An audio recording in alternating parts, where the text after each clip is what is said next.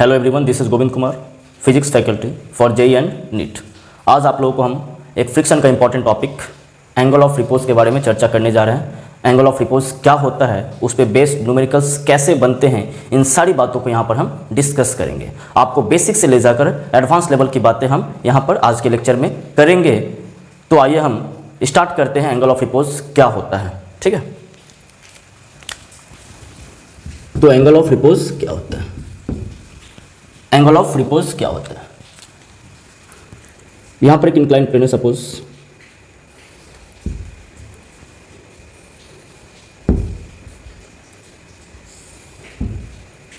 इसका इंक्लिनेशन क्या है? थीटा है।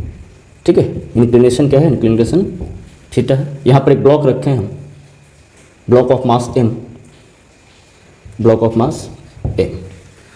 तो इस पे लगने वाले सारी फोर्सों की बात करें तो इस पे लगने वाली सारी फोर्सें क्या है? एक mg है,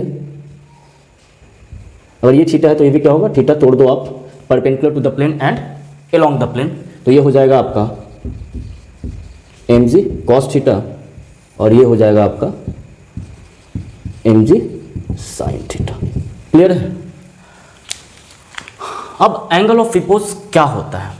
अब जरा देखिए कि अगर ये इंक्लाइन प्लेन है, अगर ये इंक्लाइन प्लेन स्मूथ रहता, दैट मीन्स फ्रिक्शन जीरो होता, तो ये ब्लॉक mg sin थीटा से नीचे आ जाता। क्लियर है बातें? लेकिन हमने यहाँ पर इंक्लाइन प्लेन को स्मूथ नहीं रखा है। इंक्लाइन प्लेन क्या है? रफ है, जिसका कोफिशिएंट दिया हुआ है, coefficient of static friction mu S, coefficient of static friction mu S and coefficient of kinetic friction mu के। पहली बात है, एक चर्चा कर लेते हैं कि जरा बताओ कि ब्लॉक पर लगने वाले मैक्सिमम फ्रिक्शन का वैल्यू क्या होगा? ब्लॉक पर लगने वाले मैक्सिमम फ्रिक्शन का वैल्यू क्या होगा?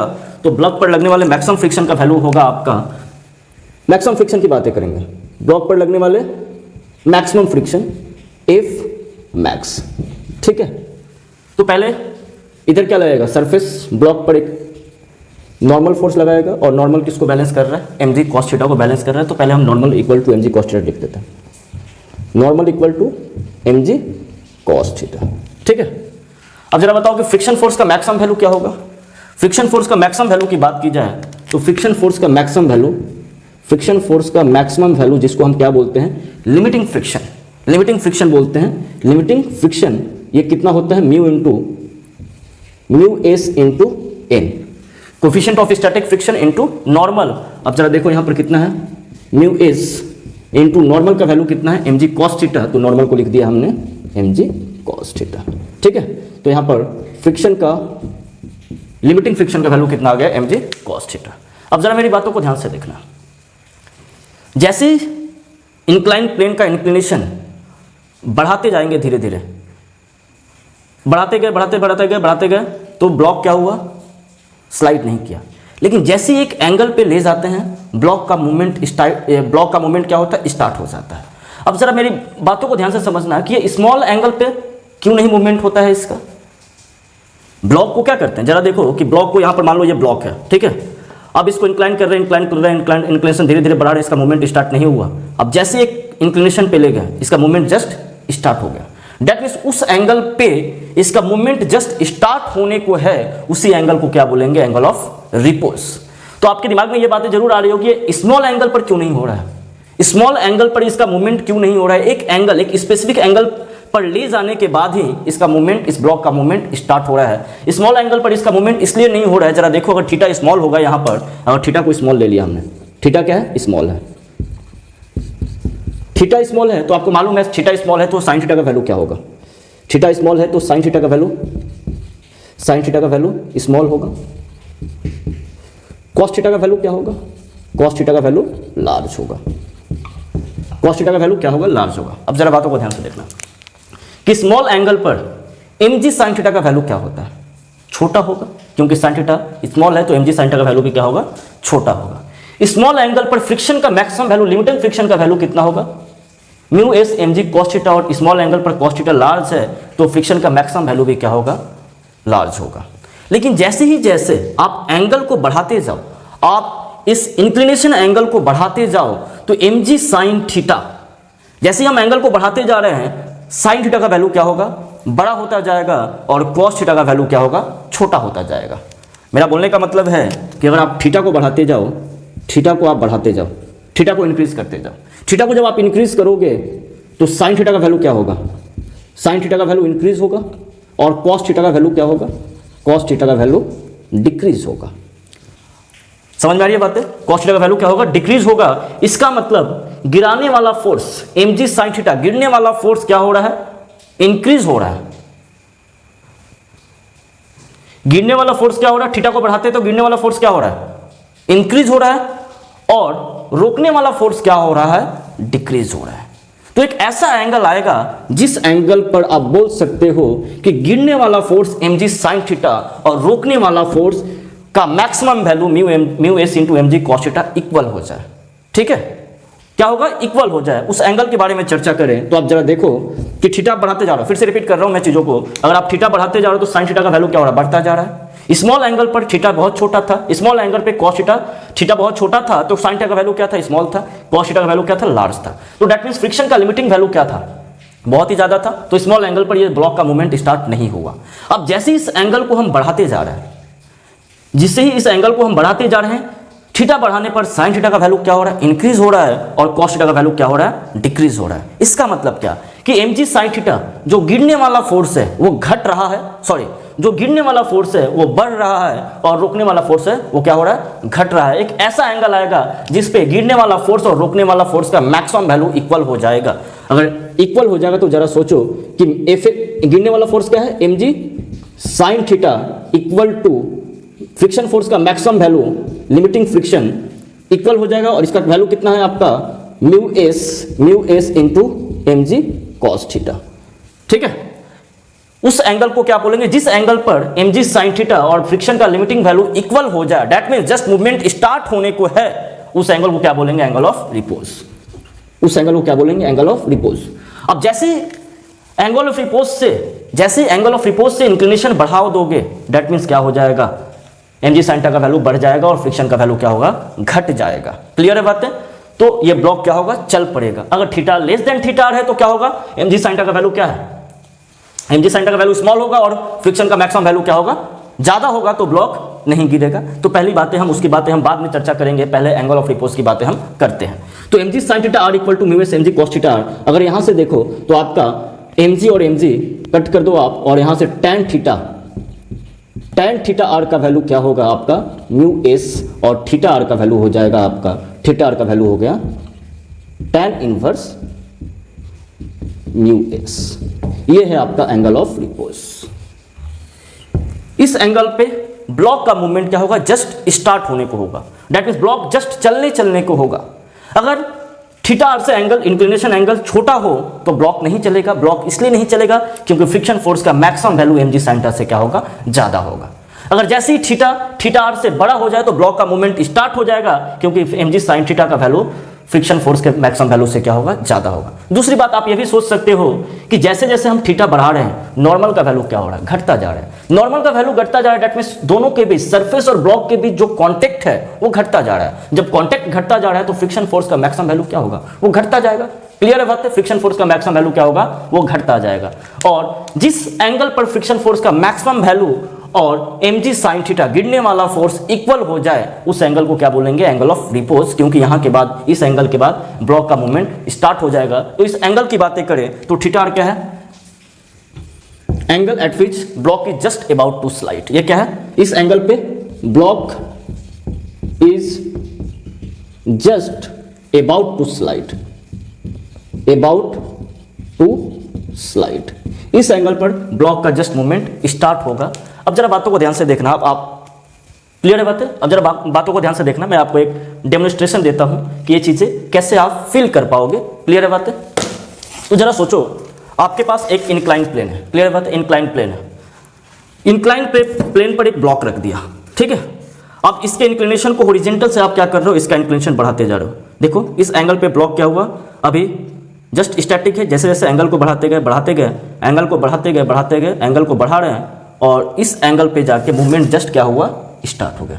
इस एंगल पे क्या हुआ, मूवमेंट स्टार्ट हो गया। तो जिस एंगल पे मूवमेंट स्टार्ट होता है उस एंगल को क्या बोलते हैं, एंगल ऑफ रिपोज। अब बातें हैं कि इस स्मॉल एंगल पे मूवमेंट देखो, यहां पर इस स्मॉल एंगल पे मूवमेंट स्टार्ट नहीं हो रहा, क्योंकि जो रोकने वाला फोर्स, जो फ्रिक्शन का लिमिटिंग वैल्यू है वो ज्यादा है with compare to mg sin theta. इधर जो फोर्स लग रहा है mg sin थीटा, लेकिन जैसे ही ब्लॉक क्या हुआ, जैसे एक एंगल पे लेके ब्लॉक का मूवमेंट जस्ट स्टार्ट हो गया, तो इस एंगल को क्या बोलेंगे, एंगल ऑफ रिपोज। इसकी हम चर्चा करेंगे। अब हमारे पास दो केस आते हैं, वो दो केस कैसे आते हैं, इस बातों को हम जरा ध्यान से देखते हैं।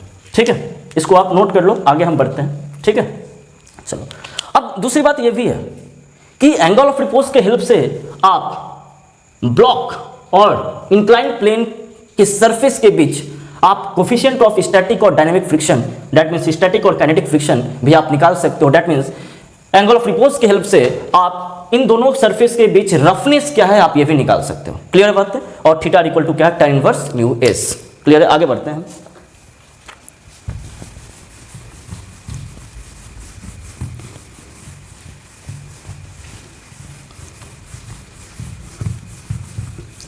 अब हमारे पास दो केस है, वो दो केस क्या है कि जब theta less than theta R होगा तो क्या होगा, और theta greater than theta R होगा तो क्या होगा। आप जानते हो जब theta less than theta R होगा, that means inclination angle of repose से छोटा हो, तो ब्लॉक रेस्ट में रहेगा, ब्लॉक स्टैटिक रहेगा। ऐसा क्यों? क्योंकि mg sin theta less than theta R पे mg sin थीटा का वैल्यू क्या होगा, छोटा होगा, और फ्रिक्शन का लिमिटिंग वैल्यू क्या होगा, ज्यादा होगा, इसलिए फ्रिक्शन ब्लॉक क्या रहेगा, रेस्ट में रहेगा। आइए हम वो केस देख लेते हैं, वो दो केस क्या है। दो केस हम कैटेगराइज करते हैं। केस वन क्या है आपका,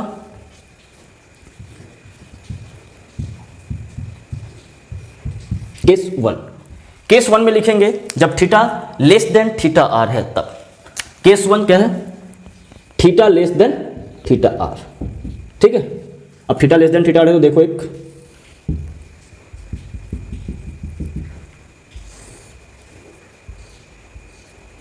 theta less than theta R. ठीक है, angle of repose theta R लिख लो आप, एंगल ऑफ रिपोज थीटा। जब theta less than theta R है तो आप यहां पर एक ब्लॉक रखा हुआ है एम मास।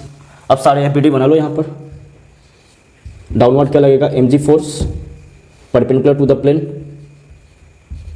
mg cos थीटा, और along the plane mg sin theta. ठीक है, जब थीटा लेस देन थीटा है तो पहली बात है ब्लॉक क्या रहेगा, रेस्ट में रहेगा। Block is at rest, block is at rest. Block का मूवमेंट नहीं होगा, इसका एक्सेलरेशन क्या होगा, एक्सेलरेशन जीरो, क्योंकि थीटा लेस देन थीटा है। फ्रिक्शन का मैक्सिमम वैल्यू इस mg sin थीटा से क्या है, फ्रिक्शन का मैक्सिमम वैल्यू इस mg sin थीटा से क्या है, ज्यादा है।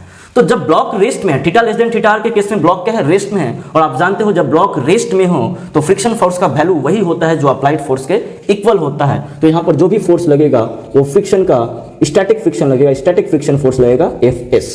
क्यों? क्योंकि जब ब्लॉक रेस्ट में है तो फ्रिक्शन फोर्स का वही वैल्यू होता है जो अप्लाइड फोर्स है। अप्लाइड फोर्स कितना है, mg sin थीटा। तो यहां पर हम देख सकते हैं Fs का वैल्यू क्या है, Fs का वैल्यू है आपका mg sin थीटा। Fs का वैल्यू mg sin थीटा है। नॉर्मल की बातें करें तो नॉर्मल कितना है, नॉर्मल mg cos थीटा को बैलेंस कर रहे हैं यहां पर, क्योंकि perpendicular to the plane block का कोई भी मोशन नहीं है। तो नॉर्मल क्या है, normal equal to mg cos theta, normal equal to mg cos theta. जरा इस बात को थोड़ा डिटेल में जाते हैं। ठीक है, इस बात को डिटेल में जाते हैं। अगर आप थीटा बढ़ाओ, ठीक है, आप थीटा बढ़ाओगे तो साइन थीटा का वैल्यू क्या होगा, थीटा बढ़ाओगे तो साइन थीटा का वैल्यू क्या होगा, थीटा बढ़ाने से साइन थीटा भी बढ़ेगा, थीटा बढ़ाने से क्या होगा, साइन थीटा बढ़ेगा, थीटा बढ़ाने से आपका साइन थीटा इंक्रीज होगा, और साइन थीटा इंक्रीज होगा तो स्टैटिक फ्रिक्शन भी क्या होगा, इंक्रीज होगा। तो स्टैटिक फ्रिक्शन भी क्या होगा, इंक्रीज होगा। इस बातों को थोड़ा ध्यान से देखना। क्लियर है बातें? अब नॉर्मल की बातें करें। नॉर्मल क्या है, mg cos थीटा। अगर नॉर्मल mg cos थीटा है, अगर इसको थोड़ा हम डिटेल में जाएं तो थीटा बढ़ाने से क्या होगा, थीटा इंक्रीज करोगे तो थीटा इंक्रीज करने से cos थीटा क्या होगा, cos थीटा डिक्रीज होगा। cos थीटा डिक्रीजिंग फंक्शन है, और नॉर्मल का वैल्यू क्या होगा, नॉर्मल का वैल्यू डिक्रीज होगा, नॉर्मल का वैल्यू डिक्रीज होगा। अब जरा सोचो ध्यान से कि ये चीजें हम कब डील कर रहे हैं, जब ब्लॉक रेस्ट में, जब थीटा लेस देन थीटा है तो थीटा बढ़ाने से स्टैटिक फ्रिक्शन का वैल्यू क्या होगा, बढ़ता जाएगा, और नॉर्मल का वैल्यू क्या होगा, घटता जाएगा। ये केस तब की बात तब की बात कर रहे हैं जब थीटा क्या होगा, लेस देन थीटा आर होगा। ध्यान से देखना, इस बात पे ज़्यादा फोकस करना। अगर हम नेट कॉन्टैक्ट फोर्स की बातें करें, नेट कॉन्टैक्ट फोर्स क्या होगा, नेट कॉन्टैक्ट फोर्स आप जानते हो। अगर एफ सी की बातें करें हम, net contact force F C, ये है आपका net contact force. Net contact force, net contact force क्या होता है, नॉर्मल और फ्रिक्शन फोर्स का रिजल्टेंट वैल्यू। और नॉर्मल ध्यान दें यहाँ पे, नॉर्मल और फ्रिक्शन फोर्स का resultant value, that means net contact force आपका ये हो जाएगा net contact force F C. ठीक है, नॉर्मल और फ्रिक्शन फोर्स का रिजल्टेंट वैल्यू क्या हो जाएगा, एफ सी। और नेट कॉन्टैक्ट फोर्स की बातें करें तो एफ सी क्या होगा, इन दोनों का रिजल्टेंट फोर्स। अब जरा बात को ध्यान से देखना कि एफ एस का whole square, that means m ji sine theta का होल स्क्वायर, एम जी साइन थीटा का होल स्क्वायर प्लस एम जी कॉस थीटा का होल स्क्वायर, एम जी कॉस थीटा का होल स्क्वायर। ठीक है, एम जी कॉस थीटा का whole square. इसको solve करोगे तो इसको सॉल्व करो तो क्या मिलेगा हमारा, m g square, m g का होल स्क्वायर कॉमन ले लो आप, एम जी बाहर निकल जाएगा और sine square theta plus cos square theta का वैल्यू क्या होगा, 1 होगा। That means net contact force क्या हो रहा है, एम जी हो रहा है। और जरा इस बात को ध्यान से देखो कि ये नेट कॉन्टैक्ट क्या मिल रहा है आपको, कांस्टेंट मिल रहा है। नेट कॉन्टैक्ट फोर्स क्या मिल रहा है, कांस्टेंट मिल रहा है। ठीक है, जब ब्लॉक रेस्ट में है, नो डाउट जब ब्लॉक रेस्ट में रहेगा तो नेट कॉन्टैक्ट फोर्स किसके इक्वल होगा, एमजी के ही इक्वल होगा। इसलिए हमारा नेट कॉन्टैक्ट कितना मिला, नेट कॉन्टैक्ट फोर्स एमजी मिला, जो कि कांस्टेंट है, ये थीटा पे डिपेंड नहीं कर रहा है। ये तब की बात कर रहे हैं जब theta less than theta R है। बातें क्लियर है। अब दूसरा केस आपके पास ये आता है कि जब theta greater than theta R होगा तो फ्रिक्शन फोर्स के बारे में आपको कमेंट करना है, नॉर्मल के बारे में आपको कमेंट करना है और नेट कॉन्टैक्ट फोर्स के बारे में आपको कमेंट करना है। कब, जब theta greater than theta R होगा। जब theta less than theta R है तो block is at rest, acceleration नहीं है, तो स्टैटिक फ्रिक्शन का वही वैल्यू होगा जो एम जी साइन थीटा का वैल्यू होगा। तो ये सारी चीजें आप नोट कर लो। आगे बढ़ते हैं हम सेकेंड केस में, जब theta greater than theta R है। तो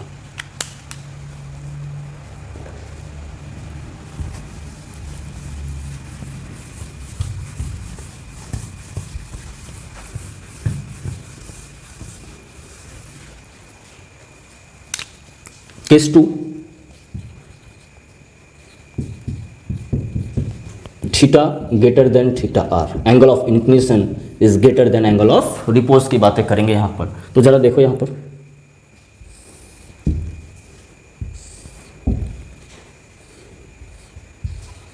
ठीक है, एक ब्लॉक रखा गया यहां पर,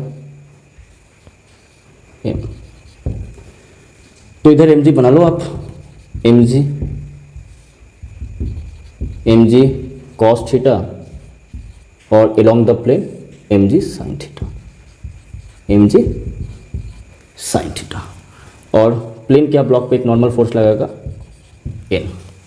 ठीक है, तो theta less than theta R है, ब्लॉक क्या करा, ब्लॉक चल पड़ा, क्योंकि फ्रिक्शन का मैक्सिमम वैल्यू से एम जी सेंटर का वैल्यू क्या है, ज़्यादा है। तो जब ब्लॉक चल पड़ेगा तो जो फ्रिक्शन रहेगा, फ्रिक्शन का नेचर बदल जाएगा, स्टैटिक से काइनेटिक हो जाएगा। तो यहाँ पर काइनेटिक फ्रिक्शन रहेगा एफ के। ठीक है, काइनेटिक फ्रिक्शन रहेगा एक एफ के, और जब ब्लॉक चल पड़ा तो इसके पास एक एक्सेलरेशन हो जाएगा ए। तो इसके एक्सेलरेशन की भी हम चर्चा करेंगे। पहले हम फ्रिक्शन, नेट कॉन्टैक्ट फोर्स और नॉर्मल की चर्चा करते हैं कि क्या होगा। यहाँ पर केस क्या है, theta greater than theta R. ठीक है, अब जरा बात को ध्यान से देखना कि स्टैटिक फ्रिक्शन, अगर नॉर्मल की बात करें, सॉरी स्टैटिक फ्रिक्शन नहीं, काइनेटिक फ्रिक्शन, अगर नॉर्मल की बात करें तो नॉर्मल का वैल्यू कितना हुआ, नॉर्मल का वैल्यू हुआ आपका एम जी कॉस थीटा, नॉर्मल का वैल्यू एम जी कॉस थीटा। अगर काइनेटिक फ्रिक्शन की बातें करें तो काइनेटिक फ्रिक्शन का वैल्यू हुआ आपका mu K, coefficient of kinetic friction use करेंगे यहाँ पर, क्योंकि ब्लॉक चल पड़ा है, mu K coefficient of kinetic friction. तो एफ के क्या हो जाएगा, mu K into normal, normal का वैल्यू क्या है, m ji cos theta, that means m ji cos theta, mu K into M G cos theta. अब फिर से वही बातें करेंगे यहाँ पर कि थीटा बढ़ने से क्या होगा, थीटा इंक्रीज करेंगे, कॉस थीटा डिक्रीज होगा, और नॉर्मल का वैल्यू क्या होगा, डिक्रीज होगा। नो डाउट नॉर्मल का वैल्यू इस केस में भी क्या हो रहा है, डिक्रीज हो रहा है। लेकिन फ्रिक्शन की बातें करें, काइनेटिक फ्रिक्शन की बातें, थीटा बढ़ने से कॉस थीटा डिक्रीज होगा और काइनेटिक फ्रिक्शन का वैल्यू क्या होगा, काइनेटिक फ्रिक्शन भी क्या होगा, डिक्रीज होगा, काइनेटिक फ्रिक्शन भी क्या होगा, डिक्रीज होगा। अब जरा बात को फील करो यहाँ पर, जब theta less than theta R है तो नॉर्मल का वैल्यू क्या है, घट रहा है, और काइनेटिक फ्रिक्शन का भी वैल्यू क्या हो रहा है, घट रहा है। क्लियर है बात है। नेट कांटेक्ट फोर्स की बातें करें, नेट कांटेक्ट फोर्स FC, अगर नेट कांटेक्ट फोर्स की बातें करोगे तो नो डाउट इन दोनों का रिजल्टेंट क्या है, FC, इन दोनों का resultant FC। Net contact force normal force और फ्रिक्शन फोर्स का रिजल्टेंट होता है, और यहाँ पर रिजल्टेंट की बातें करें तो नॉर्मल फोर्स कितना है, mg cos थीटा का whole square, mg cos theta का whole square plus kinetic friction का whole square mu K mg cos theta का होल स्क्वायर। अब इसको सॉल्व करोगे तो देखो क्या मिलेगा हमें।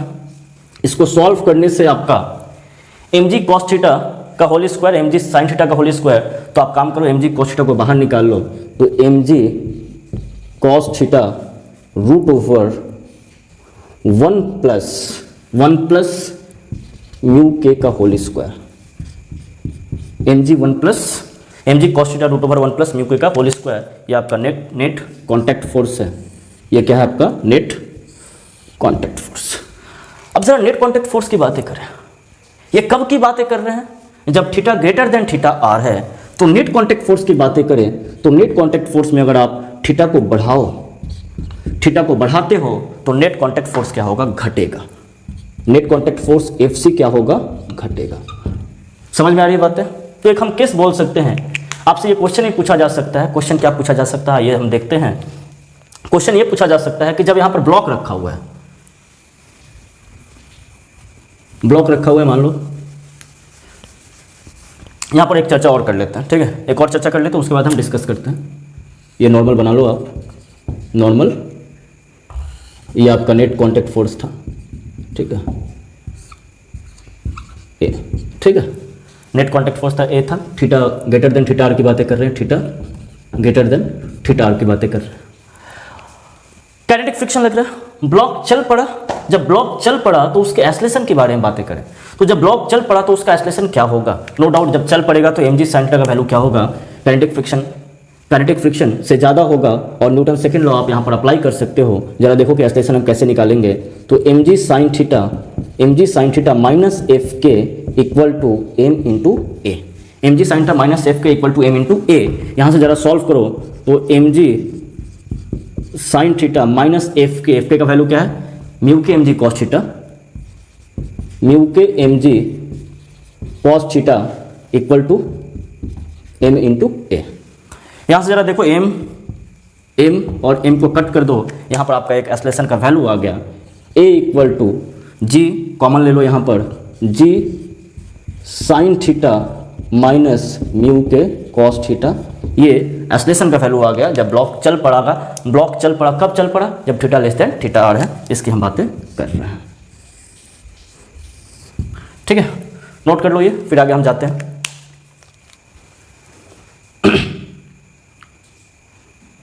ठीक है, आगे बढ़ते हैं अपन।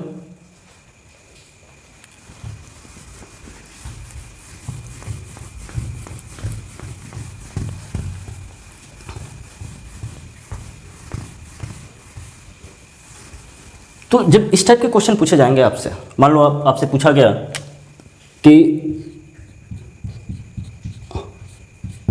ब्लॉक रखा हुआ है, ठीक है, ब्लॉक क्या है, एक इंक्लिनेशन प्लेन पर रखा हुआ है, इंक्लाइन प्लेन पे, ये इसका थीटा है, एक ब्लॉक रखा हुआ है, ये मास का ब्लॉक रखा गया, और थीटा को 0 से 90 डिग्री बढ़ा रहे हैं। थीटा को क्या कर रहे हैं, इंक्रीज कर रहे हैं, theta equal to 0 degree to theta equal to 90 degree. तो आपसे क्वेश्चन पूछ सकता है, बहुत बेसिक चीज़ें हैं कि comment on net contact force. आपको पता है comment on net contact force, अगर आपको ये क्वेश्चन दूं मैं, comment on net contact force, comment on net contact force, आपके पास ऑप्शन अवेलेबल है, option A, decreases, firstly decreases and then increases, decreases then increases, option A. Option B,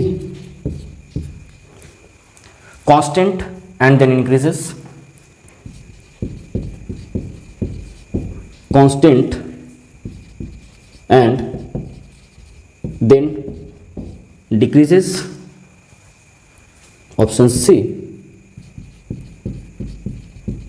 constant and then increases, and option D always constant बोल दो,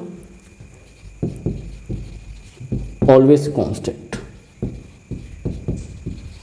always constant.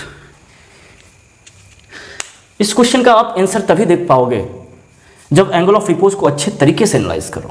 ये नहीं कि ये angle of repose क्या होता है, theta equal to tan inverse mu. अगर आप एंगल ऑफ रिपोज जानते हो, लेकिन एंगल ऑफ रिपोज से पहले दो केस के बारे में और चर्चा किया जाता है, जब theta less than theta R हो और जब theta greater than theta R हो। जब theta less than theta R है तो हमने देखा कि फ्रिक्शन का वैल्यू क्या हो रहा है। Block theta less than theta R में ब्लॉक क्या है, रेस्ट में है। जब रेस्ट में है तो फ्रिक्शन का वैल्यू क्या है, फ्रिक्शन का वैल्यू थीटा बढ़ाने से बढ़ रहा है।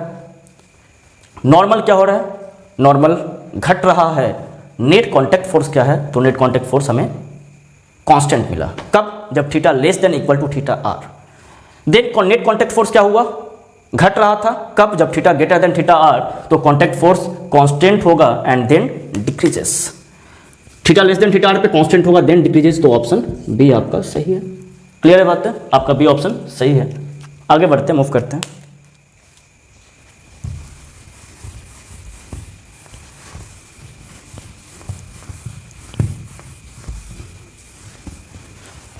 तो कंक्लूजन लिख देते हैं ताकि आप चीज़ों को अच्छे तरीके से समझ लो। कंक्लूजन क्या है,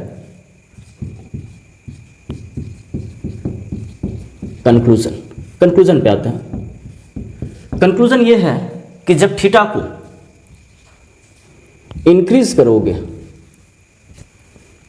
theta equal to 0 degree to theta equal to 90 degree, तो फ्रिक्शन फोर्स के बारे में क्या बोलोगे, नॉर्मल फोर्स के बारे में क्या बोलोगे और नेट कांटेक्ट फोर्स के बारे में क्या बोलोगे। तो पहला चीज है फ्रिक्शन फोर्स के बारे में अगर कमेंट करें तो फ्रिक्शन फोर्स क्या होगा, पहले इंक्रीज करेगा, फ्रिक्शन फोर्स इंक्रीज, देन क्या होगा, फ्रिक्शन फोर्स डिक्रीज। क्लियर है बात है। अगर नॉर्मल के बारे में चर्चा करें तो नॉर्मल क्या है, normal force always decrease, normal force always decrease. ठीक है। तीसरा चीज है और इंपॉर्टेंट चीज है नेट कांटेक्ट फोर्स, एफसी की बातें कर रहे हैं। एफसी क्या होगा, कांस्टेंट होगा। एफसी कांस्टेंट कब, when theta less than equal to theta R. FC constant when theta less than equal to theta R and FC decreases when theta greater than theta R. ये है आपका angle of repose का detailed information, इसको note कर लो आप। तो angle of repose के बारे में ये बोल सकते हैं कि angle at which block is just about to slip, उस एंगल को क्या बोलेंगे हम, एंगल ऑफ रिपोज। ठीक है, इसको नोट कर लेते हैं, आगे बढ़ते हैं अपन।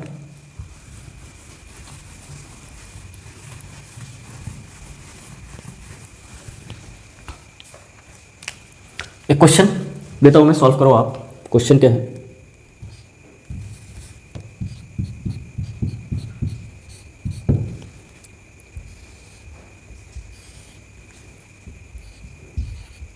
Theta equal to 37 degree, block रखा हुआ है, 2 kg का ब्लॉक है। ठीक है, 2 kg का ब्लॉक है और फ्रिक्शन का वैल्यू दिया गया है 0.5। जब चीज़ें आपको फ्रिक्शन का वैल्यू सिर्फ म्यू दिया हो तो आप समझ लेना, और दिया भी जाता है कभी कभी क्वेश्चन में कि mu s equal to mu k equal to mu. ठीक है, mu s equal to mu k equal to mu use कर सकते हो आप।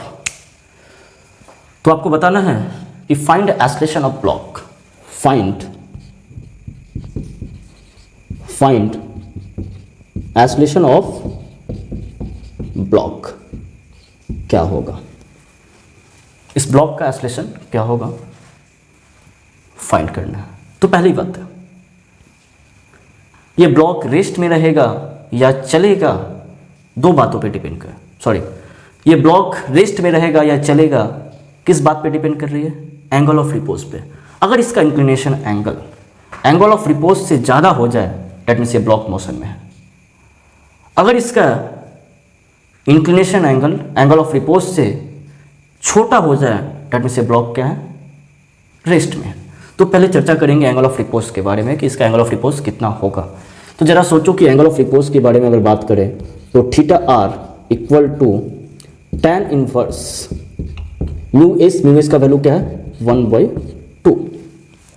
थीटा इक्वल टू 37 डिग्री, और ये जो गिवन थीटा है थीटा इक्वल टू 37 डिग्री, इसको हम लिख सकते हैं ये tan इनवर्स 3/4, क्योंकि tan 37 डिग्री का वैल्यू है 3/4 होता है, तो थीटा 37 डिग्री tan इनवर्स 3/4। और आपको यहाँ से पता चल रहा है कि थीटा क्या है,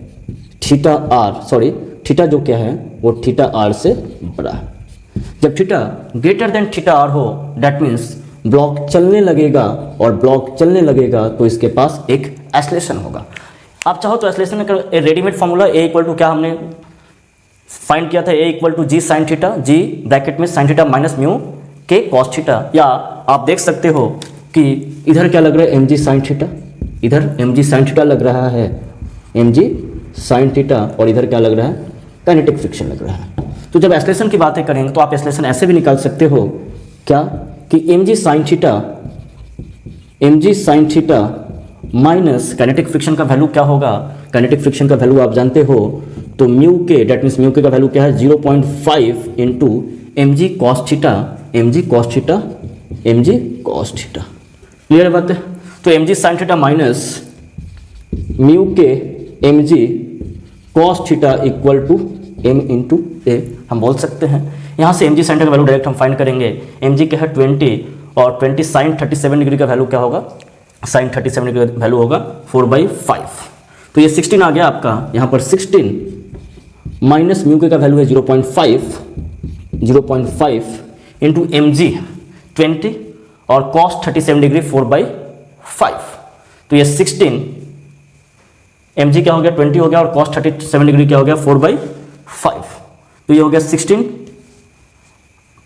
और 0.5, तो ये हो गया आपका 16, सॉरी mg साइन थीटा का वैल्यू कितना होगा तेरा चेक करो, mg साइन थीटा, यहाँ पर mg साइन थीटा का वैल्यू क्या होगा 20 into sine 37 degree, sine 37 degree का वैल्यू क्या होगा 3/5 दैट मीन्स ये 12 होगा, ये क्या होगा 12 होगा, मैं लिखता हूँ फिर से 12 minus 0.5 into mg cos theta का वैल्यू 16 हो जाएगा आपका, इक्वल टू 2 इंटू ए, ये 8 हो गया, that means A equal to आपका आ गया 2 मीटर पर सेकेंड स्क्वायर। रिक्वायर्ड आंसर आपका आ गया, ये ब्लॉक चल पड़ा। क्लियर बात है, नोट कर लो। फिर आगे बढ़ते हैं एक इंपॉर्टेंट कंसेप्ट पर, इंपॉर्टेंट क्वेश्चन पर आगे बढ़ते हैं। तो आपको एंगल ऑफ रिपोज के बेस्ट पर ऐसे क्वेश्चन आ सकते हैं, तो सिंपल सा क्वेश्चन है ये। एक और स्टेप आगे बढ़ते हैं क्वेश्चन में।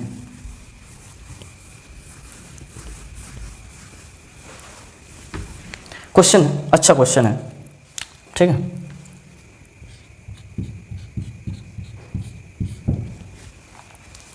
एक ब्लॉक है,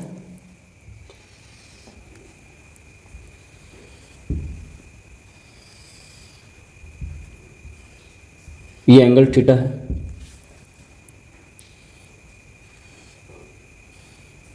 ये ब्लॉक M1,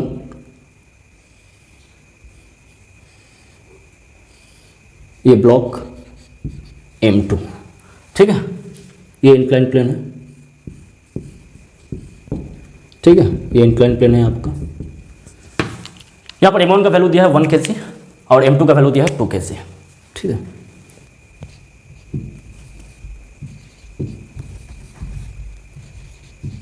M1 का वैल्यू है 1 kg और M2 का वैल्यू है 2 kg, ठीक है। M2 और इंक्लाइन सरफेस के बीच फ्रिक्शन कोफिशिएंट म्यू है, ठीक है, और म्यू का वैल्यू कितना दिया गया है आपका, म्यू का वैल्यू दिया गया है आपका 0.3 और M1 और सरफेस के बीच म्यू का वैल्यू क्या है, म्यू का वैल्यू 0 है, ठीक है, म्यू का वैल्यू कितना है, 0 है। मैं ये भी लिख सकता हूँ coefficient of friction between M1 and wedge is always 0, ठीक है, लिख लो आप, कोफिशिएंट ऑफ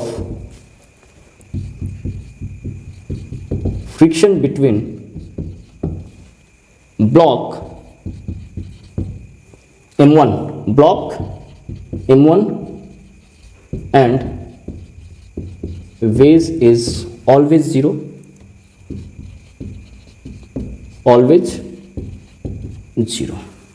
ठीक है। कोफिशिएंट ऑफ, एक और चीज़ गिवन है आपका, coefficient of static and dynamic, that means kinetic, coefficient of static and dynamic friction, dynamic friction between block M2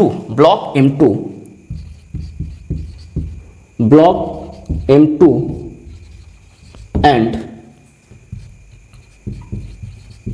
waves is mu equal to 0.3, m equal to 0.3। तो आपको निकालना क्या है, आपको निकालना है कि जब थीटा, एंगल ऑफ इंक्लिनेशन की बात कर रहे हैं, कि जब थीटा 5 डिग्री होगा तो फ्रिक्शन फोर्स ऑन M2 कितना होगा,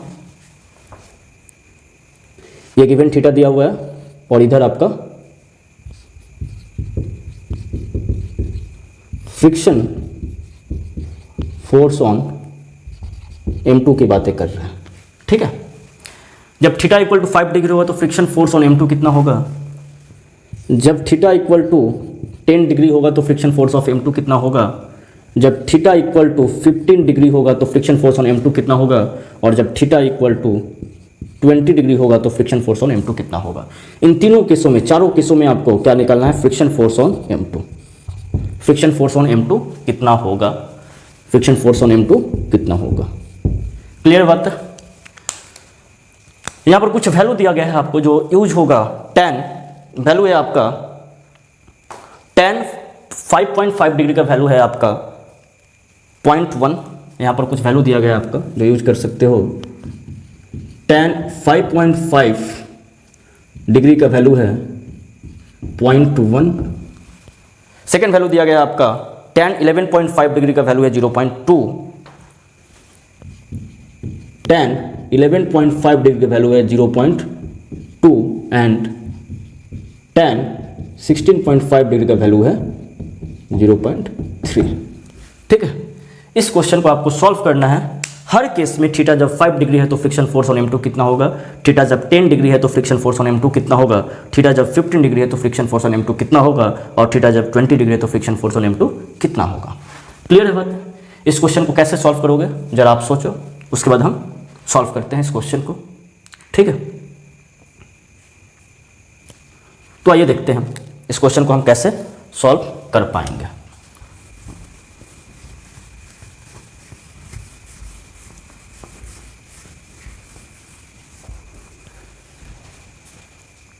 पहली बात है कि इस टाइप के जब भी क्वेश्चन आएंगे आपको एंगल ऑफ रिपोज के बारे में एक बार सोचना है कि एंगल ऑफ रिपोज क्या होगा, ठीक है। आपको पता है कि आप सिंगल ब्लॉक के लिए भी हमने पढ़ा कि एंगल ऑफ रिपोज की बातें करें, अगर मान लो सिंगल ब्लॉक है इंक्लाइंड प्लेन पर, सिंगल ब्लॉक है तो इसके एंगल ऑफ रिपोज क्या होते हैं। एंगल ऑफ रिपोज की बातें करें तो angle of repose tan inverse mu S होते हैं। तो एंगल ऑफ रिपोज निकाल लेते हैं और जब हम देखते हैं कि angle of repose, given angle of repose से बड़ा है तो ये ब्लॉक चल पड़ेगा। जब ये ब्लॉक चल पड़ेगा तो क्या होगा, काइनेटिक फ्रिक्शन लगेगा। जब एंगल ऑफ रिपोज से छोटा है तो ब्लॉक रेस्ट में रहेगा और तब क्या लगेगा, स्टैटिक फ्रिक्शन लगेगा। हम एक ब्लॉक की बातें की हैं, लेकिन यहाँ पर क्या है, 2 ब्लॉक है, तो आपको यहाँ पर पहली बात है एंगल ऑफ रिपोज निकालना होगा। ये चीज़ें यहाँ पर आप वैलिड नहीं कर सकते। क्लियर बात है? लेकिन ओरिजिन वही है, कंसेप्ट वही है कि एंगल ऑफ रिपोज निकालने के लिए हम क्या किए थे कि यहाँ पर mg sin थीटा का जो वैल्यू था वो फ्रिक्शन फोर्स के मैक्सिमम वैल्यू यानी कि लिमिटिंग फ्रिक्शन फोर्स के इक्वल किए थे, और वहाँ से हमारा theta inverse that means angle of repose theta R निकला था। तो यही केस यहाँ पर भी करेंगे। आइए देखते हैं कैसे होगा। ठीक है, तो यहाँ पर जो फोर्स लग रहा है along the inclined plane m1 plus m2g sin theta, 2 block है, m1 plus m2g sin theta. ठीक है, m1 plus m2g sin theta. पीछे की ओर कौन सा फोर्स लग रहा है, इसको रोकने वाला फोर्स फ्रिक्शन फोर्स लग रहा है, और फ्रिक्शन फोर्स सिर्फ वेज और ब्लॉक m2 की बातें करेंगे। फ्रिक्शन फोर्स बिल्कुल वेज और m2 की हम बातें करेंगे। जरा देखो कि अगर फ्रिक्शन फोर्स की स्टैटिक फ्रिक्शन फोर्स की मैक्सिमम वैल्यू की बात करें या लिमिटिंग फ्रिक्शन की बातें करें, तो लिमिटिंग फ्रिक्शन कितना होगा, म्यू इंटू m2g, यहां पर लिख लेते हैं। स्टैटिक फ्रिक्शन जो होगा, स्टैटिक फ्रिक्शन का वैल्यू कितना होगा, जरा सोचो, स्टैटिक फ्रिक्शन का वैल्यू कितना होगा। स्टैटिक फ्रिक्शन का वैल्यू होगा आपका म्यू m2g cos थीटा। ठीक है, पहली बात है कि ब्लॉक रेस्ट में कब रहेगा, हम आप डायरेक्ट निकाल सकते हैं यहां पर condition for no slipping, condition for no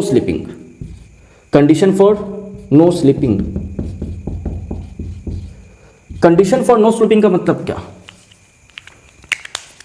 कि limiting friction m1 plus m2g sine theta से या तो बड़ा होगा या तो इक्वल होगा, हाँ या ना। कंडीशन फॉर नो स्लिपिंग क्या होगा, जो m1 plus m2g sine theta है, यहां पर m1 plus m2g sine theta किससे छोटा होगा, छोटा या इक्वल होगा फ्रिक्शन फोर्स के limiting value that means friction force के मैक्सिमम वैल्यू से। स्टैटिक फ्रिक्शन फोर्स के मैक्सिमम वैल्यू भी आप बोल सकते हो, दैट मीन्स स्टैटिक फ्रिक्शन के maximum value that means mu m2g cos theta. मैं यहां पर एक साथ लिख दिया हूं, एंगल ऑफ रिपोज भी निकल जाएगा और आपका और थीटा वो भी निकल जाएगा, थीटा इक्वल। क्लियर, देख लो पहले यहां पर कि म्यू m2g cos थीटा। ठीक है, condition for no slipping, angle of repose की ही चर्चा कर रहे हैं यहां पर। तो अगर आप देखो तो वैल्यू रखो, m1 प्लस m2g क्या है, 3 into g sine theta less than equal to mu 0.3 into m2 कितना है 2 kg into g cos theta. ठीक है, चलो तो यहां पर क्या लिख सकते हैं, 3g और g को कट कर दो, आप क्या दिक्कत है। तो tan थीटा का वैल्यू कितना आ जाएगा, tan theta less than equal to 0.2, tan theta less than equal to 0.2, 3 से 3 गया तो 0.2। अगर थीटा यहां से देख लो आप, theta less than equal to tan inverse, theta less than equal to tan inverse 0.2,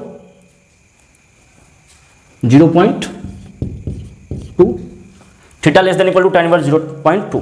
तो ब्लॉक कब रेस्ट में रहेगा, जब थीटा इक्वल और लेस देन tan इनवर्स √2 हो। और आप देख रहे हो यहां पर कि theta tan inverse √2 given value क्या दिया हुआ है आपका, ये गिवन था आपका कि 11.5 डिग्री। अगर tan 11.5 डिग्री हो तो उसका वैल्यू क्या होगा 0.2। तो यहां पर थीटा क्या हो गया आपका, theta less than equal to 11.5 degree. ठीक है, अगर theta less than equal to 11.5 degree है, ये given theta less than equal to 11.5 degree है, तो ब्लॉक रेस्ट में रहेगा।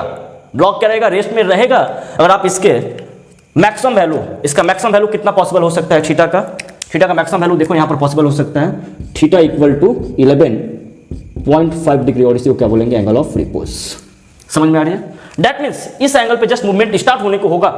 थीटा इस एंगल से छोटा है तो ब्लॉक रेस्ट में रहेगा और इस एंगल पे मूवमेंट जस्ट स्टार्ट होने को होगा। तो जरा चेक करते हैं हम कि थीटा इक्वल टू 5 डिग्री पर ब्लॉक रेस्ट में है। जब थीटा इक्वल टू 5 डिग्री पे ब्लॉक रेस्ट में है तो फ्रिक्शन फोर्स ऑन M2 कितना होगा? तो फ्रिक्शन फोर्स ऑन M2 वही होगा जो अप्लाइड फोर्स होगा। That means M1 plus M2G sine theta. That means बोल सकते हैं M1 plus M2G sine theta. Clear है बात है? M1 plus M2G sine theta. ठीक है, जब थीटा थीटा 10 डिग्री है तो एंगल ऑफ रिपोज से कम है, अभी ये ब्लॉक रेस्ट में रहेगा। जब ब्लॉक रेस्ट में रहेगा तो फ्रिक्शन फोर्स ऑन M2 कितना लगेगा? अप्लाइड फोर्स के equal. That means M1 plus M2G sine theta. अगर थीटा 15 डिग्री है, जब थीटा 15 डिग्री है तो ये ब्लॉक क्या हुआ? एंगल ऑफ रिपोज से बड़ा है, तो ये ब्लॉक चल पड़ेगा। और जब ब्लॉक चल पड़ेगा तो कैसा फ्रिक्शन लगेगा? काइनेटिक फ्रिक्शन लगेगा। और काइनेटिक फ्रिक्शन का वैल्यू क्या होगा? Mu M2G cos theta. Mu M2G cos theta. That means mu M2G cos theta, mu यहाँ पर लिख लो आप, इसको हटा दो। फ्रिक्शन फोर्स लगेगा आपका mu M2G cos theta, mu M2G cos theta. और यहाँ पर भी क्या होगा? म्यू M2G cos थीटा, क्योंकि ब्लॉक चल पड़ा, काइनेटिक फ्रिक्शन लगेगा म्यू M2G cos थीटा। सिर्फ ब्लॉक M2 के फ्रिक्शन की हम बातें किए हैं। क्लियर बात है? तो इस क्वेश्चन को ध्यान से देखो। और इस टाइप के जब भी आपके क्वेश्चन आएंगे, क्वेश्चन आपसे बन जाएंगे, क्योंकि ये पूरा कंसेप्चुअल क्वेश्चन था। ठीक है,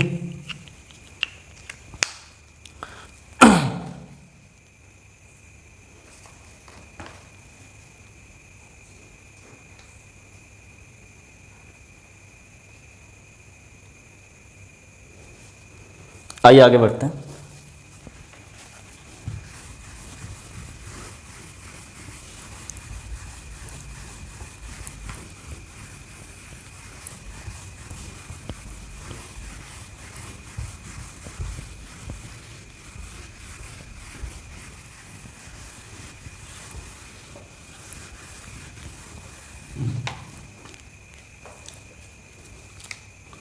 एक क्वेश्चन है आपका,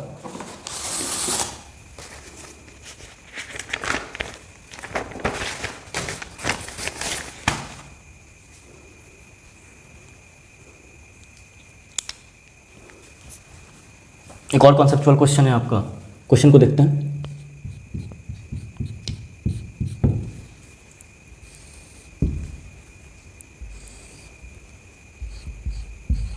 theta equal to 37 degree, 2 kg का ब्लॉक इंक्लाइन पे रखा हुआ है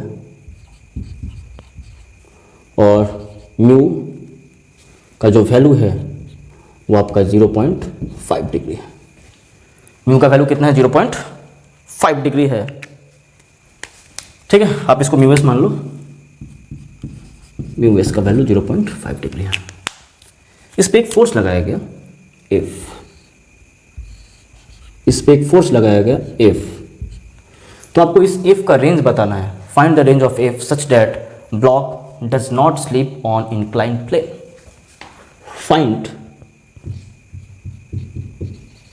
find range of F, find range of F such that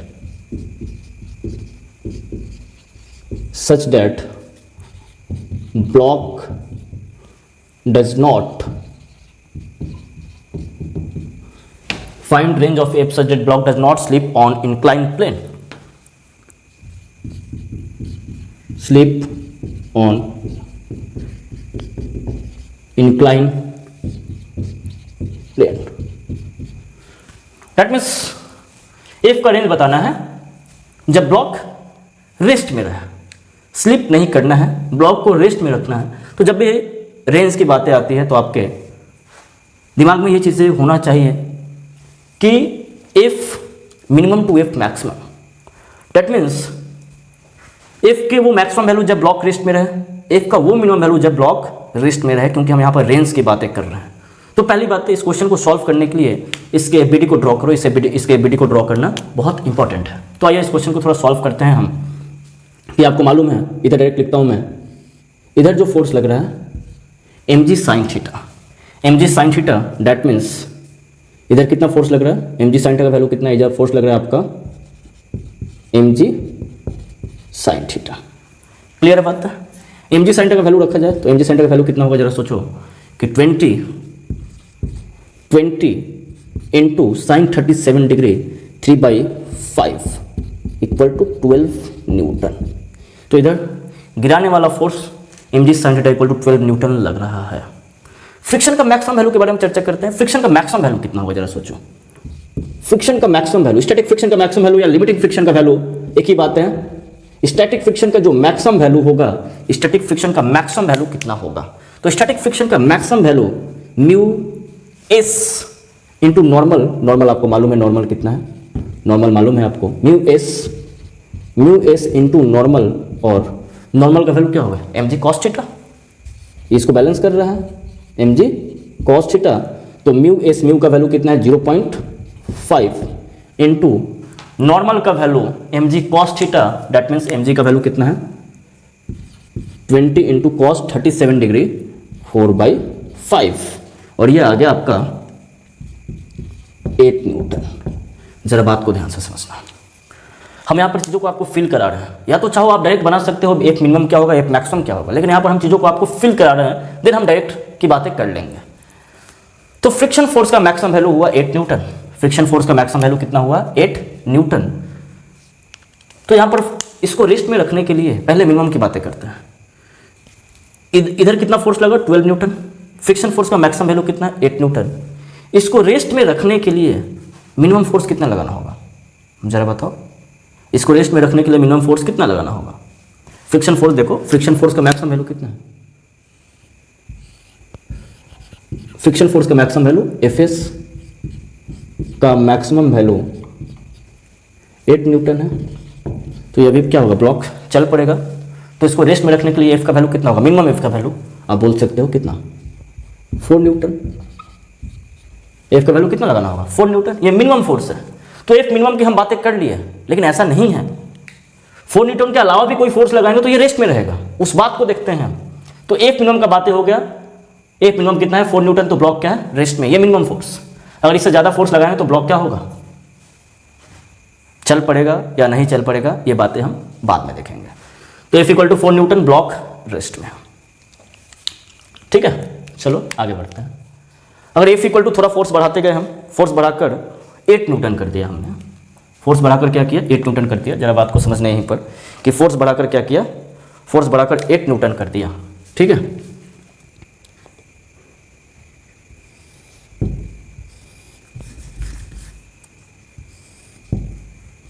data वही है, सारे डेटा यही है, प्लस एक ब्लॉक लेंगे हम यहाँ पर 2 kg। इधर 12 न्यूटन लग रहा है, लिख लो आप, क्या दिक्कत है। ये 12 न्यूटन और इधर कितना लग रहा है 8 न्यूटन। पहली बात है, अगर फोर्स बढ़ाकर कह रहे हैं, इस पर फोर्स लगाएं, अब फोर्स बढ़ा रहे हैं। फोर्स को पहले 4 न्यूटन था, अब 8 न्यूटन कर रहे हैं। ठीक है, 8 न्यूटन कर रहे हैं, तो फ्रिक्शन का फोर्स का वैल्यू किधर होगा। ब्लॉक को रेस्ट में रखने के लिए फ्रिक्शन फोर्स का वैल्यू कितना लगेगा, स्टैटिक फ्रिक्शन लगेगा, कितना लगेगा 4 न्यूटन। Fs का वैल्यू कितना होगा 4 न्यूटन। ये पॉसिबल है, 8 न्यूटन लगा सकते हैं, क्योंकि ये मैक्सिमम वैल्यू से क्या है, छोटा है। ठीक है, तो 8 न्यूटन पे भी क्या होगा, ये रेस्ट में रहेगा। बातें क्लियर है। आप देखो फ्रिक्शन फोर्स का वैल्यू भी घट रहा है, पहले मैक्सिमम वैल्यू था, अब डिक्रीज हो रहा है वैल्यू, लेकिन अभी ब्लॉक क्या है रेस्ट में 8 न्यूटन पर। ये फिजिबल है। अगर ज़रा सोचो कि इसको 12 न्यूटन करते हैं,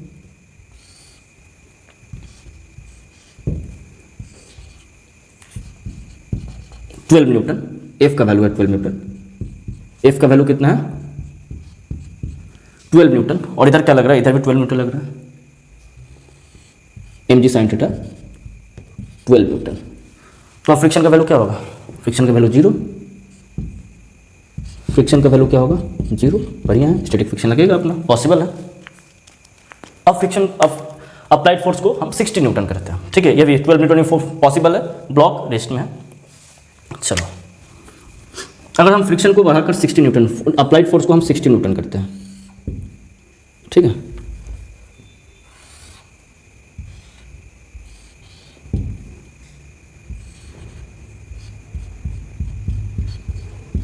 60 न्यूटन, इधर फोर्स क्या लग रहा है 12 न्यूटन। अब जरा बात को देखो, फ्रिक्शन यहाँ पर अपना डायरेक्शन भी चेंज कर दिया।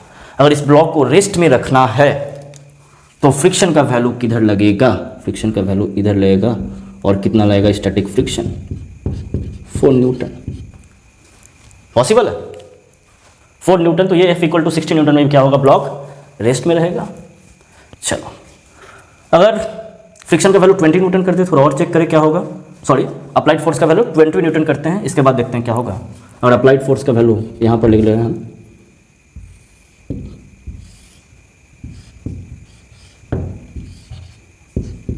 अप्लाइड का फोर्स का वैल्यू 20 न्यूटन ले रहे हैं, अप्लाइड फोर्स का वैल्यू 20 न्यूटन ले रहे हैं। अब जरा ध्यान से देखना, इधर क्या लग रहा है, no doubt 12 newton mg sin theta. Friction force का मैक्सिमम वैल्यू किधर लगेगा, अब ये फ्रिक्शन फोर्स का मैक्सिमम वैल्यू कितना लगेगा, Fs मैक्सिमम कितना लगेगा, Fs मैक्सिमम 8 न्यूटन। तो जरा सोचो आप, क्योंकि फ्रिक्शन वैल्यू, फ्रिक्शन फोर्स जो है वो ना कि केवल अपने मैग्नीट्यूड को वेरिएबल है चेंज करता है, ये अपने डायरेक्शन को भी एडजस्ट कर सकता है। Friction force value friction force अपने मैग्नीट्यूड को ही एडजस्ट नहीं कर सकता, फ्रिक्शन फोर्स डायरेक्शन को भी एडजस्ट कर सकता है। इस होल प्रॉब्लम में देखो कि फ्रिक्शन फोर्स इस ब्लॉक को रेस्ट में रखने के लिए फ्रिक्शन फोर्स का डायरेक्शन भी चेंज हो रहा है। लेकिन एक और स्टेप लेते हैं, अगर जरा सोचो कि फोर्स का वैल्यू 24 न्यूटन लिए तो ब्लॉक चल पड़ेगा, क्योंकि Fs मैक्सिमम का वैल्यू 8 न्यूटन ही है। अगर जरा सोचो कि ब्लॉक फोर्स का वैल्यू 24 न्यूटन लिए तो इधर फोर्स कितना लगेगा, 8 + 12 20 न्यूटन, और ब्लॉक चल पड़ेगा। लेकिन कंडीशन क्या है, block does not slip on inclined plane, तो ये फोर्स का मैक्सिमम वैल्यू हो गया। अब जरा सोचो मिनिमम वैल्यू की बात है, जब स्टार्टिंग में किए थे तो हम वैल्यू क्या है, मिनिमम वैल्यू 4 न्यूटन। अगर इससे कम लेते हैं, सपोज हम F = 2 न्यूटन लेते हैं, जब ये 2 न्यूटन लेते हैं तो कितना होता, 2 न्यूटन इधर लगाया, 12 न्यूटन इधर हुआ, तो नेट फोर्स इस डायरेक्शन में 8 न्यूटन होता और ब्लॉक चल पड़ता। तो डेट मीन्स 4 न्यूटन से मिनिमम वैल्यू नहीं ले सकते थे और 20 न्यूटन से मिनिमम वैल्यू नहीं ले सकते थे। डेट मीन्स ब्लॉक को रेस्ट में रखने के लिए जो फोर्स का रेंज है, उस रेंज की बातें करें तो रेंज कितना है, जरा यहां पर देखते हैं रेंज कितना है। आपने सारी चीजें फाइंड कर लिया है, ठीक है। रेंज की बातें करें तो रेंज आपका आप लिख सकते हो कि जो फोर्स है ये 4 न्यूटन से इक्वल और बड़ा है, इक्वल और बड़ा है, और 20 न्यूटन से छोटा और इक्वल है। ये आपका रेंज है जब ब्लॉक रेस्ट में रहेगा, जब ब्लॉक क्या रहेगा, रेस्ट में रहेगा। दूसरा मेथड क्या है कि दूसरा मेथड आप ऐसे सोच सकते हो, इस मेथड से आपको पूरा फील आ जाता है होल प्रॉब्लम का। अगर दूसरा मेथड क्या है, दूसरा मेथड आप ऐसे सोच सकते हो, क्या सिंपल तरीका है। दूसरा मेथड क्या लिख सकते हैं, जरा सोचो। F लगाना है आपको, applied force mg sin theta होगा। F का वो मिनिमम वैल्यू जब ये ब्लॉक रेस्ट में रहे, जब मिनिमम फोर्स लगाएंगे, मिनिमम फोर्स ब्लॉक को रेस्ट में रखना है लेकिन मिनिमम फोर्स लगाना है, तो मिनिमम फोर्स लगाएंगे तो ब्लॉक का जो टेंडेंसी होगा वो जस्ट नीचे आने को होगा। ब्लॉक का टेंडेंसी, जस्ट हम इसको रोक रहे हैं, जस्ट इसको प्रिवेंट टू स्लिप, इस ब्लॉक को स्लीप होने से रोक रहे हैं। कब, जब मिनिमम फोर्स लगा रहे हैं। तो इसका टेंडेंसी क्या होगा, इसका टेंडेंसी नीचे आने को होगा। जब इसका टेंडेंसी क्या होगा, नीचे आने को होगा, तो फ्रिक्शन फोर्स किधर लगेगा, फ्रिक्शन फोर्स इधर लगेगा, Fs मैक्सिमम। तो अगर F मिनिमम की बात करें तो F मिनिमम यहां पर बोल सकते हैं कि F मिनिमम का वैल्यू क्या होगा, F minimum equal to F minimum plus Fs max, F minimum plus Fs max equal to mg sine theta. यहां से F मिनिमम की बात करें तो F minimum equal to mg sine theta minus Fs max mu mg cos theta, mu mg cos theta. ये आपका F minimum हुआ। Fs max की, सॉरी मैक्सिमम फोर्स की बात करें तो मैक्सिमम फोर्स का मतलब क्या कि ब्लॉक को रेस्ट में ही रखना है। मैक्सिमम फोर्स डेट मींस इसका टेंडेंसी क्या होगा कि ब्लॉक जस्ट ऊपर की ओर स्लिप करने को हो, अभी भी रेस्ट में, लेकिन टेंडेंसी क्या है, ऊपर की ओर स्लिप करने का, ऊपर की ओर मूव करने का, ऊपर की ओर मूवमेंट का टेंडेंसी है। तो फ्रिक्शन फोर्स का मैक्सिमम वैल्यू अब किस डायरेक्शन में लगेगा, तो फ्रिक्शन फोर्स लगेगा और उसका मैक्सिमम वैल्यू इस डायरेक्शन में लगेगा, Fs मैक्स इस डायरेक्शन में लगेगा Fs मैक्स, और Fs मैक्स लगेगा इस डायरेक्शन में Fs मैक्स। जब हम मैक्सिमम फोर्स अप्लाइड करेंगे ब्लॉक अभी भी रेस्ट में है, ध्यान दो, ब्लॉक अभी भी रेस्ट में है, लेकिन मैक्सिमम फोर्स अप्लाई करने से क्या होगा कि इसका टेंडेंसी ऊपर जाने को होगा, और टेंडेंसी जब ऊपर जाने को होगा तो फ्रिक्शन फोर्स का मैक्सिमम वैल्यू नीचे की तरफ लगेगा, तो F इज मैक्स। अब मैक्सिमम फोर्स की बातें करें तो मैक्सिमम फोर्स आप सोच रहे हो कि F applied equal to F maximum बोल लो, F मैक्सिमम का वैल्यू क्या आया, mg sin theta plus F is max, mg sin theta plus F is max, और यहां पर मैक्सिमम फोर्स का वैल्यू आ गया equal to mg sin theta plus mu mg cos theta. आप यहां से चेक कर लो कि F मिनिमम निकालोगे तो आप 4 न्यूटन आएगा, और F मैक्सिमम निकालोगे तो आप 20 न्यूटन आएगा। तो अप्लाइड फोर्स क्या होगा, इन दोनों के बीच में होगा।